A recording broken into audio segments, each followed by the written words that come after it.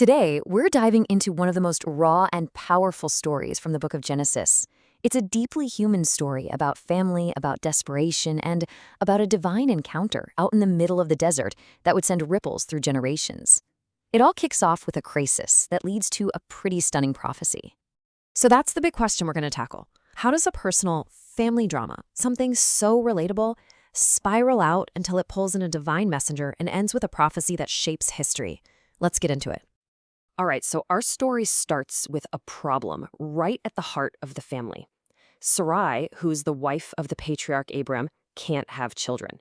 And you have to understand, in that time and culture, this was a source of just profound shame and sorrow. Now, to really feel the weight of this, you gotta get the timing. Abram and Sarah have been living in the promised land of Canaan for a full decade. That's 10 years of waiting on a promise from God for an heir, and nothing. So this wasn't some sudden idea. This was a plan born from 10 long years of hope turning into desperation. So Sarai comes up with a plan. It's actually a known cultural practice for that era. She basically says, look, God has prevented me from having kids. Her solution? Use her Egyptian slave Hagar as a kind of surrogate. The goal is really clear. Perhaps I can build a family through her. It's a pragmatic solution, but wow, is it loaded with emotional baggage. And just like that, the plan is a go. Abram simply agrees. The text doesn't mention any debate, any hesitation, and with that one decision, the consequences are going to start unfolding, like immediately. So let's move on to what happens next, because the plan, well, it works. Hagar gets pregnant. But this isn't the happy solution Sarai was hoping for. Not at all. The moment conception happens, the whole household starts to fracture. You see, instantly, the entire power dynamic just flips on its head.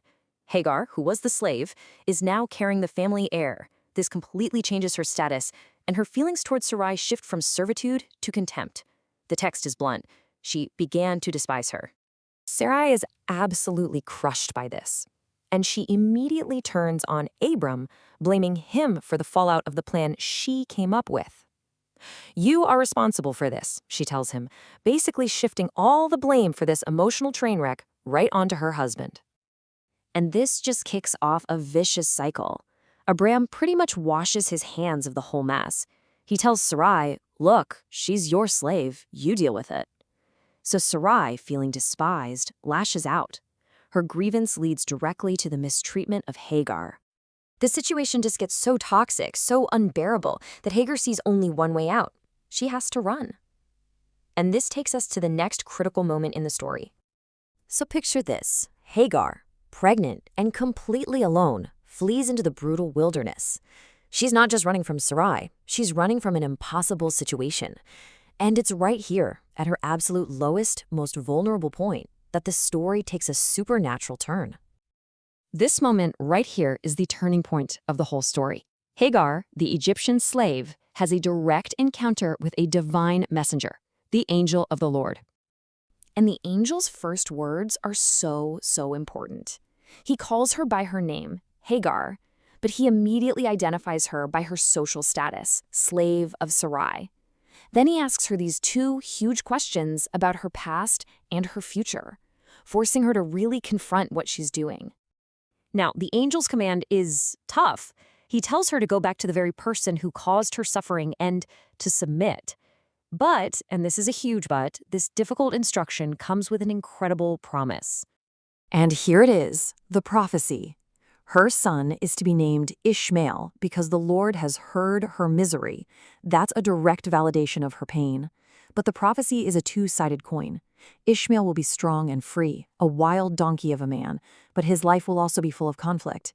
His hand will be against everyone, and everyone's hand against him. He's destined to live in hostility, even with his own relatives. The encounter doesn't just stop with the prophecy. Hagar's response to all this is what makes this moment so unique in all of Scripture. The meaning is baked right into the name. Ishmael literally means God hears. Think about that. Her son's very name will be a constant reminder that in her worst moment, when she felt completely alone and unheard, God heard her. And then Hagar does something amazing. This runaway slave, she gives God a name. She calls him El Roi, which means the God who sees me.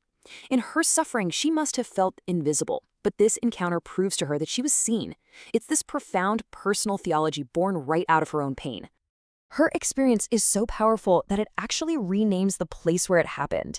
The well becomes known as Bir Lahai Roi, the well of the one who sees me. Her personal story is now literally etched into the map.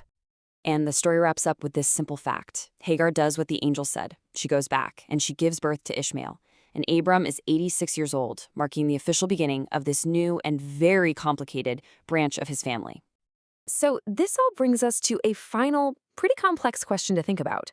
Ishmael's prophecy contains this incredible promise of a huge lineage, but also the certainty of a life of conflict. So which part of that truly defines a legacy? Is it the divine promise of greatness, or is it the human reality of all that struggle?